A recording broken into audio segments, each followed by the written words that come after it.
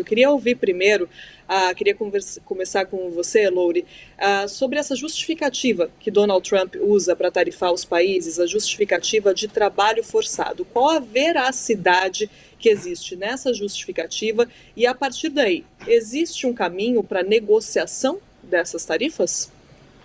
Bem, realmente a justificativa é pouco relevante, porque ele foi mudando de justificativas apenas para ter um enquadramento juridicamente aceitável. Então, lá no 2 de abril de 2025, ele usou a lei de emergência econômica internacional, né, para justificar as tarifas que eram no mínimo de 10%, como sendo uma tarifa base para ingressar no mercado americano para todos os países.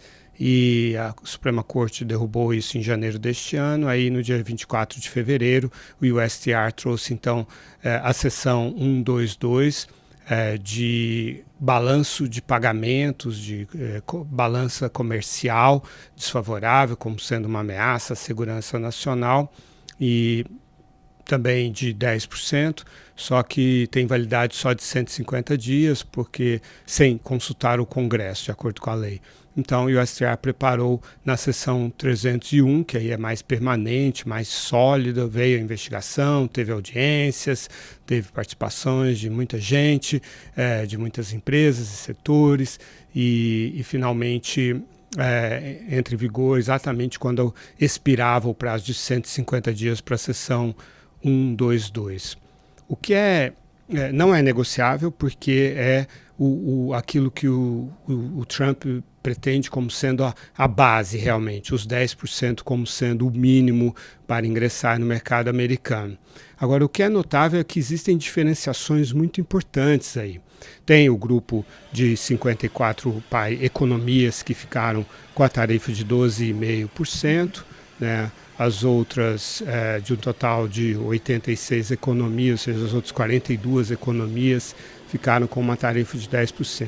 Mas existe algo mais importante do que isso. E aqui eu vou me utilizar de uma análise do Weber Barral, especialista nesse tema, que é a questão da aplicação cumulativa ou não, né? Porque internamente o que foi usado foi alguns países ficaram com essa tarifa somada à tarifa aplicada por nação mais favorecida, que é um jargão muito enganoso da OMC, não tem nada de mais favorecido, é uma tarifa básica das relações entre os países, né? E outros países ficaram com um desconto dessa tarifa. E o Brasil entrou justamente sem desconto, quer dizer, somando a tarifa que ele já tinha bilateralmente com os Estados Unidos. Então ficou com 12,5%, a maior tarifa, e com o critério de soma em vez de desconto. A Argentina, por exemplo, ficou com o critério de soma, mas ficou com uma tarifa menor, 10%. Você vê, os dois estão no Mercosul, né? Mas países, por exemplo, União Europeia e Taiwan ficaram com 10% e com o desconto da nação mais favorecida. União Europeia, Japão e Coreia do Sul ficaram... União Europeia não... Japão e Coreia do Sul ficaram com 12,5%, mas ficaram com o desconto.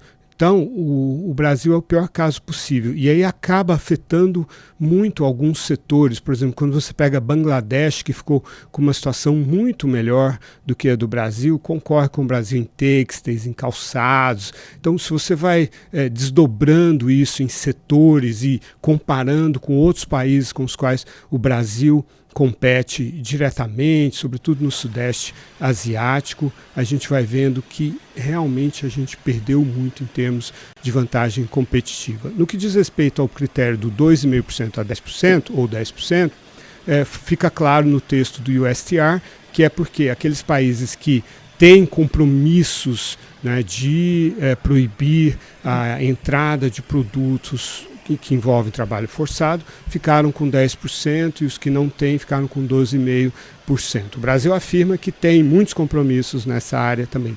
Agora, esse outro critério que é muito mais impactante, que é o de ser aplicação líquida ou somada, não está claro, não está explicado exatamente por quê. Então você pega países como Brasil e Bangladesh, por exemplo, e fica com dificuldade de entender por que o Brasil caiu na situação pior e Bangladesh e outros países comparáveis numa situação melhor.